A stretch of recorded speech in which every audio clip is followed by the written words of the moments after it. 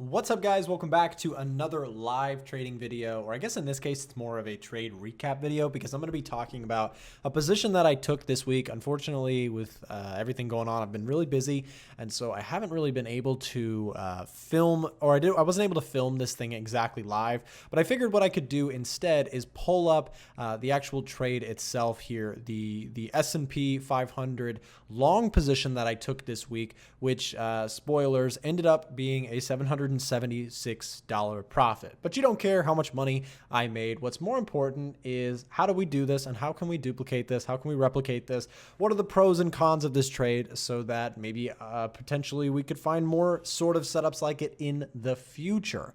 Okay, so I'm going to be sharing my own approach, how this trade started and how I managed it going forward. And what we're going to do is we're just going to jump into taking a look at the initial analysis.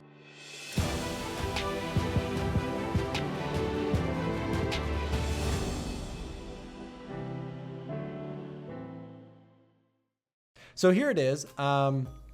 Now I have to add transparency because I know sometimes I show these winners on YouTube and I know that, it's really easy to show a winning trade. It's a lot harder to show losing trades. I do take losing trades, but generally I also find it a little bit more beneficial for us as kind of a trading community to look at winners and understand how they came about so that we can find more setups like that. Let me show you just before we get into a winning trade. Let's talk about this dollar ZAR trade that I end up taking not necessarily a loss on, but a break-even trade after holding it for like a week and a half. Now, I collected swaps on this pair to the short side.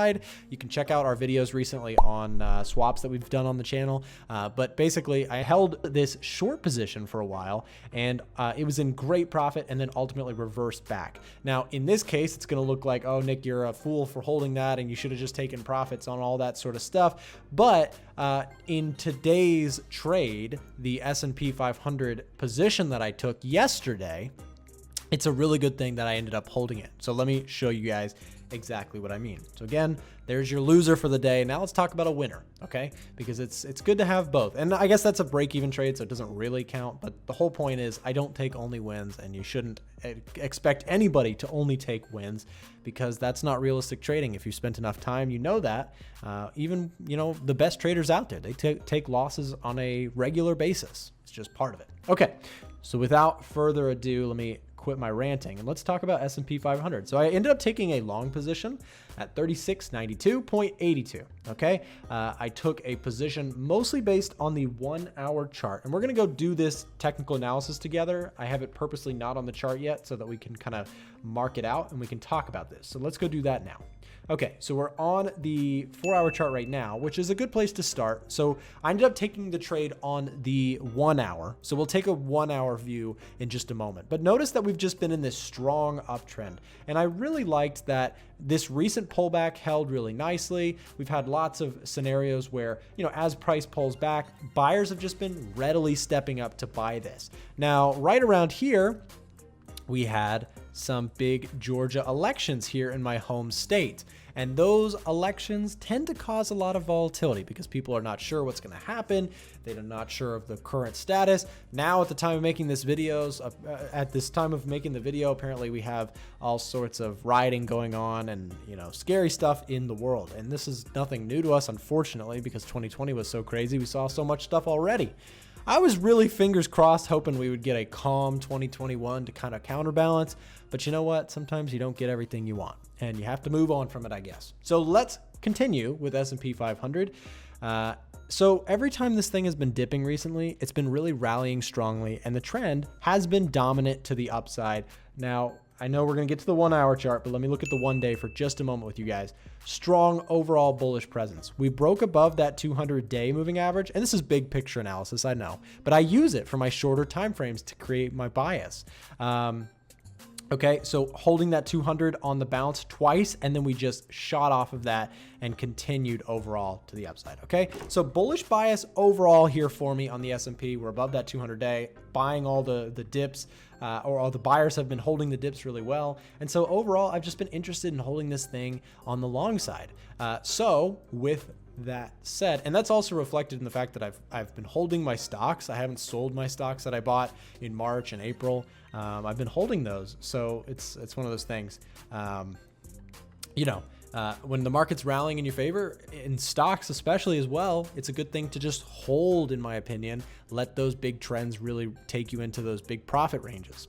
Anyways, now we get to the 1 hour perspective, and let's pull up the trade alert that I shared with members. And I have to also warn, when I say trade alert, I don't mean like, oh, hey, here's my trade, go copy it. I'm not a big proponent of that. I believe, in taking your own trades, understanding why you're taking the trade. That's why I've got these disclaimers on everything that we post. I share my analysis, my trades, so that others can use it as information and use it as they will, not to just copy me. I'm not a big believer in that. I believe everybody's got a brain on their shoulders. They can use it, right? They can start thinking for themselves. It's more important to learn the craft than trying to just copy other people to success because you don't understand the logic behind it. Okay, I know I'm taking a long time with this video, but this trade was a really good example, and I think there's a lot of lessons that we can take from it. Okay, so let's do it. So I mentioned this trend line here, that rally off of every dip. This was the 4 hour view. We saw that just a moment when we were looking at that 4 hour chart. It could have drawn a trend line here, right? And there it is, kind of just this upward bias trend line, buying all of the rallies, okay, or all of the dips. And that right there by itself was the biggest reason that I wanted to get long when I saw this market dipping off of this high, right? So as we were pulling back, we saw that big steep sell-off. I pretty much said, okay, I want to give this thing a try to go long, right? To buy this area. And if it keeps going lower, I mentioned this in my post, I think. If I didn't, I was clearly, showing so with the stop that I placed. My stop was that if price decided to break through these lows again, I probably wasn't super interested in holding for very long because then we could lead into a bigger sell-off. However, I was anticipating that the most likely scenario was a continuation of this overall bullish uptrend or channel that we are currently in. You could also draw the upside of this, right? If you wanted to draw that, we're just in an upward channel. Super basic entry that I've loved since I first started trading. It's like one of my favorite bread and butter sort of trading entries is pull back to an entry or pull back to the lower band of the channel, looking for just a continuation play. Okay, so let's anyways go back to now the 1 hour perspective that I shared. So I said that the big picture 4 hour chart, I'm looking to buy this trend line retest after price bounced sharply off that 200 day, still the 200 day there. And after looking for the overall uptrend just to continue. 1 hour view, looking for possible higher lows to push us through this consolidation zone and further up to retest highs. So let's go look at that consolidation zone on the 1 hour chart. Here it is, okay? So this is right around the time that I was looking at this trade, is when we started chopping around here after that big dip. Now that chopping around gave me more confirmation to be long. And here's why. Again, we're at a pullback zone in a dominant uptrend, and we're sitting here consolidating after a pullback. If sellers were really, really strong, you would anticipate them to maybe consolidate for a short bit before shooting lower. And that's not what we saw right away. So I was still more bullishly inclined after seeing the lower time frame price action that we saw here on the 1 hour chart, okay? So with that, I ended up getting long right around this area. I can't remember exactly where it was. It's either on this dip here or this dip, but it's the same concept. In this consolidation zone, the choppiness, I bought the lower end of it and trying to look for a shoot off of that level, which is what we ultimately got. So let me just clarify what that was exactly. Yeah, so I was looking for, basically I said, okay, if price comes back down underneath this pivot here, I'm not really interested in the trade anymore. I'll just stop out down here. And that's what I ended up doing. I risked, I think about $175, really not a big risk at all, just a small risk for my account, and trying to just see if I can catch a bounce here. Now, this again was not a glorious, massive profit by any means, but it ended up being a good little risk to reward trade that I was happy to take. Now, again, because it was election, I took a position size that was not huge. I took a moderate position size because of elections being so crazy and so volatile. I didn't want to take a giant trade, but I did like the setup enough to enter one. Okay, so then price started really immediately moving in my favor. Like it was not long, and that is a telltale sign of a good trade for me, is when I get in and it goes very quickly into the direction that I chose, right? So in this case, if I bought around here, very quickly. We saw a very minor, took a tiny bit of heat on the trade there. It started towards our stop, but then ultimately, you know, shot back the other direction and continued to hold that trend line that we had drawn, ultimately taking me for a profit, which we'll talk in just a moment about. But again, it's really that initial entry. And when trades are my best trades go right into my favor very quickly. That's the sort of scenario that is my best sort of trade. Now, again, I mentioned that I risked a small amount on this trade relative to the account size, but the risk to reward was really good. So let's actually take a look at that, see if we can break that down. Let's see, can we actually draw it on the chart really quick? Let's do this. Let's do this. So we took this trade. I'm gonna guesstimate this really quick. Okay. So I took a long position right around here with stop right around here. Okay. And price ultimately tagged me out around here. It was very close to that topping point. I decided to take profit here around this resistance. Now, I mentioned in a lot of my videos that I usually trade with a trailing stop. So Nick, why are you taking profit just because, or why aren't you using a trailing stop?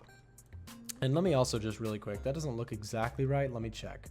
Okay, so I ended up taking the trade there. That's why. My stop was about here. Yeah, so let's pull that up one more time. You guys are behind the scenes right now with me. Okay, yeah, that looks about right. So I took the stop right around here because I was looking, you know, if price breaks underneath this structure here by too much, just get me out of the trade. I'll take a minimal loss there. But that's not what happened. We rallied off of that level and this whole area held very well, ultimately leading to a really good profit there. I'm gonna say we took profit right around here. As we started to enter into that zone, I jumped out of the trade. It went a little bit more than where I got into it or got out. And then basically that was it. So this ended up being a trade that was roughly, if I remember correctly, it came out to be just around, I thought it was a 4-to-1. I'm pretty sure it was a 4-to-1. I'm just not perfect with my, yeah, that's about right. Okay, yeah. So it was right around here. It was just around a 4-to-1 reward to risk, which means that I risked 175. Okay. And my overall profit was 776 was the ending profit there. Okay. And so you guys are really behind the scenes with me now. 776 divided by 175 gives us a 4.4. So my reward was 4.4 times bigger. This is not perfect. Again, I drew it just based on eyeballing it, but the idea is basically the same. About a 4-to-1 reward to risk. It was a nice little profit there. And that's basically it about the trade. I ended up taking a trade on a pullback to a key level. I jumped into the trade. I ran with it as much as the market wanted to. Again, this was kind of in my favor because of this huge pop that we had today off of some of the interpretations of the elections that we saw. We saw some really good bullish response for whatever reason. I'm not here to politically speculate, but we saw some very bullish response today from whatever was going on. And either ways, I don't really care because I entered based on a pullback level that gives me a decent risk to reward. I didn't know that this was going to happen. I just knew that I like this setup. I like that I can take a small amount of risk for a potential good gain there that I think has a good chance of holding, especially since lately all the dips that have been happening on this market have been getting bought up. And whether that's frustrating to you if you're short, or whether that is annoying because you want a bigger pullback to buy stocks if you're a stock trader or investor, to me, I just trade what I see, and I've been seeing dips in this thing that get bought very aggressively. And so I figured, okay, I'm going to take a small risk here to try and jump in on that. And it ended up working very nicely. So that's all I've got for you guys today on this S&P 500 trade. If you're not a member of our community, you get access to all of our chat rooms. You can see all the trades that I am taking, Frank's trading, Patrick, and Tasso's.